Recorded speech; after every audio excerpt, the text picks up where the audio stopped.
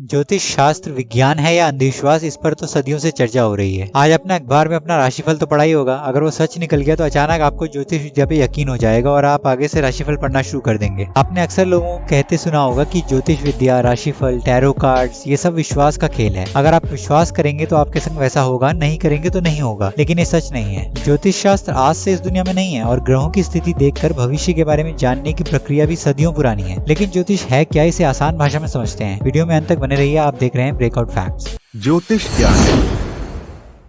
आकाश की तरफ नजर डालते ही दिमाग में सवाल पैदा होता है कि ग्रह और नक्षत्र क्या होते हैं, इनमें से कुछ दिन में और कुछ रात को क्यों छिप जाते हैं, सारे ग्रह एक साथ डूब क्यों नहीं जाते, सूर्य प्रतिदिन पूर्व दिशा से ही क्यों उगता है। इन्हीं सवालों की वजह से मनुष्य ने आकाश के ग्रहों और तारों को देखना और परखना शुरू किया। धीरे धीरे ग्रहों और नक्षत्रों की चाल मनुष्य की समझ में आने लगी। वो अपने आसपास की घटनाओं को ग्रहों और नक्षत्रों की गतिविधियों से जोड़ने लगा और इसी तरह एक शास्त्र भी बन गया, जिसे आज हम ज्योतिष कहते हैं। ज्योतिषाम सूर्यादि ग्रहाणाम बोधकम शास्त्रम। इसका अर्थ हुआ कि ग्रह, नक्षत्र आदि और समय का ज्ञान कराने वाले विज्ञान को ज्योतिष अर्थात ज्योति प्रदान करने वाला विज्ञान कहते हैं। एक तरह से हमें मार्ग बताने वाला शास्त्र है। जिस शास्त्र से संसार का ज्ञान, जीवन मरण का रहस्य, जीवन के सुख दुख संबंध में ज्योति दिखाई देती हो, वो ज्योतिष शास्त्र है। ऐसा माना जाता है कि ज्योतिष का उदय भारत में हुआ क्योंकि भारतीय ज्योतिष शास्त्र की पृष्ठभूमि लगभग 8000 वर्षों से भी अधिक पुरानी है। भारतीय ज्योतिष की अवधारणा मूल रूप से 9 ग्रहों पर टिकी हुई है। इनमें से 7 ग्रह मुख्य माने जाते हैं और 2 को छाया ग्रह कहते हैं। सूर्य राजा है, चंद्रमा मंत्री, बुध मुंशी, बृहस्पति गुरु, शुक्र पुरोहित, शनि राजपुत्र और छाया ग्रह राहु और चांडाल केतु अछूत है। जीवन का मुख्य आधार प्रकाश जिस दिन धरती पर नहीं होगा,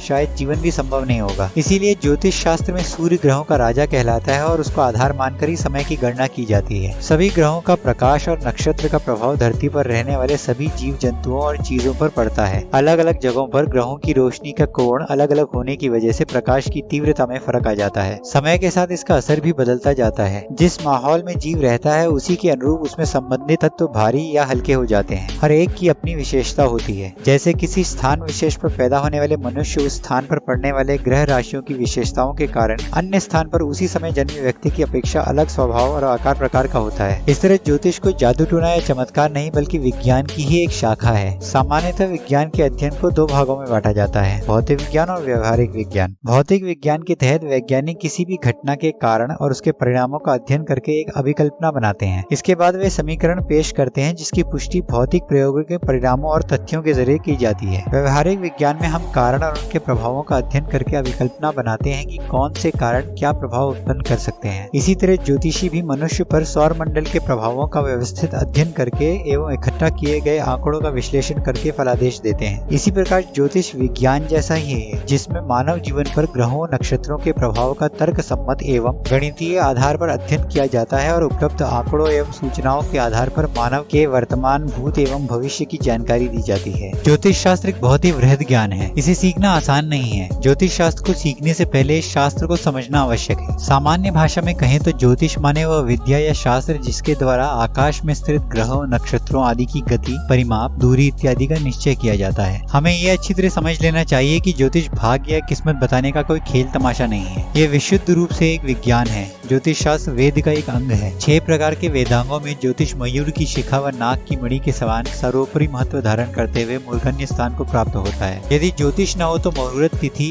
नक्षत्र, ऋतु, अयन आदि सब विषय उलट पुलट हो जाएंगे। ज्योतिष शास्त्र के द्वारा मनुष्य आकाशीय चमत्कारों से परिचित होता है और जन साधारण को सूर्योदय, सूर्यास्त, चंद्र सूर्य ग्रहण, ग्रहों की स्थिति, ग्रहों की युति, ग्रह युद्ध, चंद्र शरणागति, ऋतु परिवर्तन, अयन एवं मौसम के बारे में सही महत्वपूर्ण जानकारी दे सकता है। ज्योतिष सूचना व संभावनाओं का शास्त्र है। ज्योतिष गणना के अनुसार अष्टमी और पूर्णिमा को समुद्र के ज्वार भाटे का समय निश्चित किया जाता है। वैज्ञानिक चंद्र तिथियों और नक्षत्रों का प्रयोग अब कृषि में करने लगे हैं। ज्योतिष शास्त्र भविष्य में होने वाली दुर्घटनाओं और कठिनाइयों के प्रति मनुष्य को सावधान कर देता है। यदि ज्योतिष को चमत्कार या अंधविश्वास न मानकर उसे अपने जीवन में सही ढंग से प्रयोग में लाया जाए तो वह बहुत ही उपयोगी सिद्ध हो सकता है। ज्योतिष शास्त्र विज्ञान है या अंधविश्वास?